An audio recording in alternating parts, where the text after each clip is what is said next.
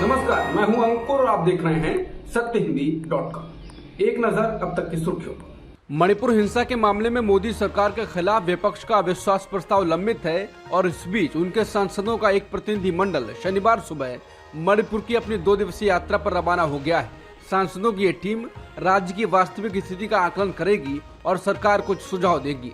समझा जाता है कि विपक्ष इसको लेकर सरकार और प्रधानमंत्री मोदी पर दबाव भी बनाएगा। विपक्ष मांग कर रहा है कि प्रधानमंत्री मोदी राज्य में 3 महीने से चल रहे संकट पर सदन में बोले। उन्हें ऐसा करने के लिए मजबूर करने की उम्मीद में ही अविश्वास प्रस्ताव पेश किया गया है। विपक्षी गठबंधन इंडिया ने घोषणा की है कि इसके सांसदों का एक प्रतिनिधि मंडल शनिवार को अपने 2 दिवसीय दौरे पर मणिपुर जा रहा है। इस प्रतिनिधि मंडल में 20 सदस्य होंगे। इसमें शामिल सदस्यों के नाम की घोषणा शुक्रवार की शाम हो गई। विपक्षी गठबंधन इंडिया के सांसदों का दल आज शनिवार को मणिपुर जा रहा है, जिस पर बीजेपी नेता और केंद्रीय मंत्री अनुराग ठाकुर ने निशाना साधा। कोलकाता में अनुराग ठाकुर ने कहा कि गठबंधन के सांसदों को बंगाल और राजस्थान भी जाना चाहिए। अधीर रंजन चौधरी को सांसदों के साथ बंगाल की स्थिति भी देखनी चाहिए। अनुराग ठाकुर ने कहा कि बंगाल में जिनकी हत्या हुई, विपक्ष के सांसदों को उनके घरों पर भी जाना चाहिए। सांसदों को राजस्थान जाकर वहां की स्थिति भी जाननी चाहिए। ममता सरकार पर हमला बोलते हुए केंद्रीय मंत्री ने कहा कि बंगाल में ममता जी की नाक के नीचे पंचायत चुनाव में हिंसा हुई, वे गुंडों और अपराधियों को संरक्षण देती हैं। ममता जी का समय धीरे धीरे खत्म हो रहा है। शरद पवार और प्रधानमंत्री मोदी 1 अगस्त को मंच साझा करने वाले हैं। पीएम मोदी पुणे में लोकमान्य तिलक स्मारक मंदिर ट्रस्ट की ओर से आयोजित लोकमान्य तिलक राष्ट्रीय पुरस्कार समारोह में हिस्सा लेंगे। 1 अगस्त को होने वाले इस समारोह में पवार मुख्य अतिथि होंगे। 26 दलों के विपक्षी गठबंधन इंडिया में इस मुलाकात को लेकर सवाल उठाए जा रहे हैं। द हिंदू ने कहा है कि विपक्षी दलों के गठबंधन इंडिया में इस मामले को लेकर चिंता है। शुक्रवार को संसद में इस गठबंधन की बैठक में मोदी और पवार की होने वाली मुलाकात पर कई नेताओं ने आपस में चर्चा की। उनका कहना था कि इस मुलाकात से विपक्षी गठबंधन को लेकर गलत संदेश जाएगा, खासकर ऐसे समय में जब विपक्ष मणिपुर हिंसा पर प्रधानमंत्री मोदी से संसद में बयान देने की मांग को लेकर सरकार पर हमलावर है। द हिंदू अखबार की रिपोर्ट के अनुसार कुछ नेताओं का विचार था कि कांग्रेस प्रमुख मल्लिकार्जुन खड़गे पवार को समझाएं कि वो इस समारोह में ना जाएं, लेकिन फिर इस मीटिंग में एक बड़े नेता ने कहा, हम सोते हुए को जगा सकते हैं, लेकिन क्या हम उसे जगा सकते हैं जो सोने का बहाना कर रहा हो। इस बीच आम आदमी पार्टी ने कहा कि दिल्ली के मुख्यमंत्री अरविंद केजरीवाल शरद पवार से अनुरोध करेंगे कि वो 1 अगस्त को पुणे के पुरस्कार समारोह में हिस्सा न लेकर संसद में मौजूद रहें। महाराष्ट्र की सियासत में शरद पवार और अजित पवार के कारण भूचाल आया हुआ है। पहले तो जब अजित ने चाचा शरद पवार से अलग होकर एनडीए से हाथ मिलाया और शिंदे सरकार में डिप्टी सीएम की शपथ भी ले ली, तब तो दोनों नेताओं ने एक दूसरे पर काफी हमले बोले। अजित की तरफ से तो यहाँ तक कह दिया गया कि शरद पवार को अब रिटायर हो जाना चाहिए। उनकी तरफ से एनसीपी अध्यक्ष के पद से भी उन्हें हटा दिया गया। शरद पवार ने भी वैसे ही तेवर दिखाए। सबसे पहले उन्होंने एक बड़ी रैली को संबोधित किया, अपनी सियासी ताकत का एहसास सभी को करवाया। उसके बाद प्लान बनाया गया कि पूरे राज्य में जनसंपर्क अभियान चलाया जाएगा। ये अलग बात है कि वो अभियान अभी तक शुरू नहीं हो पाया है और इस बीच अजित और शरद पवार के बीच 2 बार मुलाकात हो चुकी है। एक मुलाकात को शिष्टाचार भेंट बताया गया तो दूसरी तो एक तय रणनीति के तहत मनाने के लिए की गई। कुल मिलाकर अब हर बीते दिन के साथ चाचा भतीजे में चल रही तल्खी सिर्फ कम होती दिखाई दे रही है। इसके ऊपर दोनों गुटों के नेता जिस तरह से एक दूसरे से मिल रहे हैं, कार्यकर्ता कंफ्यूज हैं कि उन्हें किस तरफ जाना है। इस बीच महाराष्ट्र विधानसभा की एक तस्वीर ने सभी का ध्यान खींचा।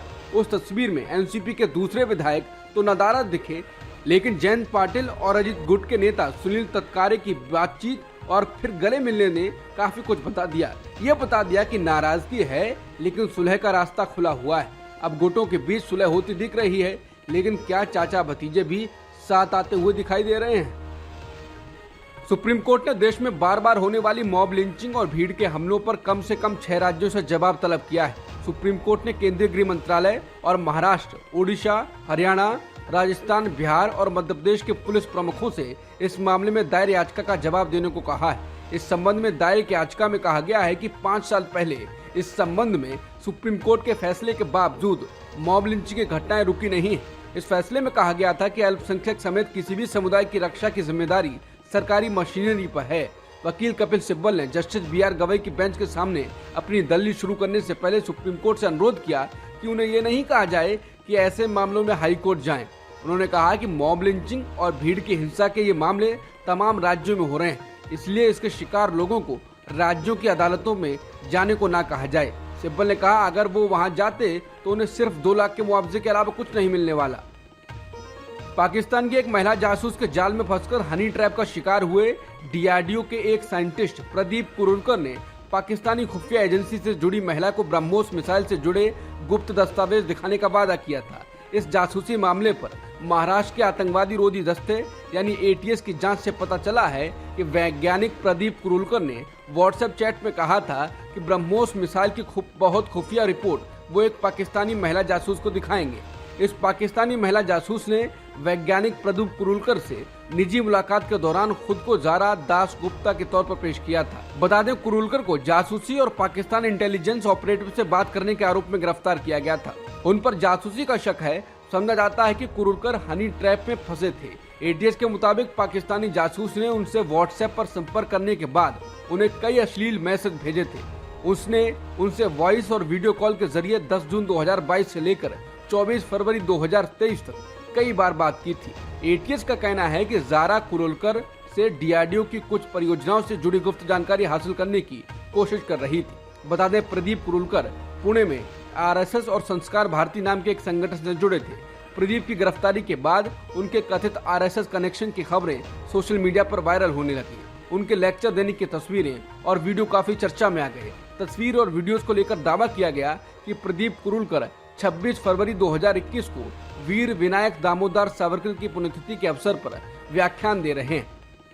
भारत वैश्विक मूल्य श्रृंखला में भरोसेमंद व अग्रणी भागीदार बनने के लिए सेमीकंडक्टर के विनिर्माण से लेकर डिजाइन पर भारी जोर दे रहा है। अमर उजाला ने लिखा है कि इस वजह से फॉक्सकॉन के अलावा अन्य बड़ी विदेशी कंपनियां भी भारत के सेमीकंडक्टर पारिस्थितिकी तंत्र में दिलचस्पी दिखा रही हैं। इस कड़ी में आगे बढ़ते हुए एक और जहां सेमीकंडक्टर बनाने वाली अमेरिकी कंपनी माइक्रोन टेक्नोलॉजी 2.75 अरब डॉलर की लागत वाला गुजरात में देश का पहला चिप विनिर्माण प्लांट लगाने वाली है, वहीं अमेरिका की ही एक और बहुराष्ट्रीय सेमीकंडक्टर निर्माता कंपनी एडवांस्ड माइक्रो डिवाइसेस ने भी भारत में अगले 5 साल में 40 करोड़ डॉलर के निवेश के करने की घोषणा की है।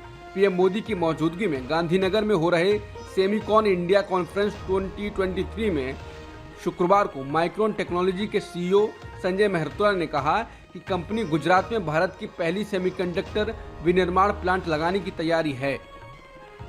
शुक्रवार को सुप्रीम कोर्ट ने तृणमूल कांग्रेस के सांसद अभिषेक बनर्जी और उनकी पत्नी रुजरा बनर्जी को बड़ी राहत दी। कोर्ट ने ईडी को इन दोनों के खिलाफ जारी लुकआउट सर्कुलर को वापस लेने का निर्देश दिया। कथित कोयला घोटाले में मनी लॉन्ड्रिंग के आरोपों को लेकर इनके खिलाफ ईडी ने एलओसी जारी किया था। सुप्रीम कोर्ट के जस्टिस एसके कौल और जस्टिस सुधांशु धूलिया की बेंच ने मेडिकल उपचार के लिए विदेश यात्रा की अनुमति देने की मांग करने वाले बनर्जी दंपति द्वारा दायर याचिका पर ये निर्देश दिया। वहीं सुप्रीम कोर्ट में ईडी ने कहा है कि अभिषेक बनर्जी और रुजरा बनर्जी को अपनी विदेश यात्रा की जानकारी 1 सप्ताह पहले देने के बाद विदेश यात्रा की अनुमति दे दी जाएगी। अब तक की खबरों में इतना ही। बाकी खबरों के लिए बने रहिए सत्यहिंदी.com के साथ।